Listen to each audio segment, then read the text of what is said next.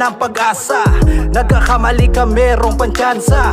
Huwag ka lang magpapadala, nakakadala kapag wala kang napapala. Nakakatamad, yan ang sasagi sa'yo sa isip. Sa laban ng buhay, talo ka kapag naiinip.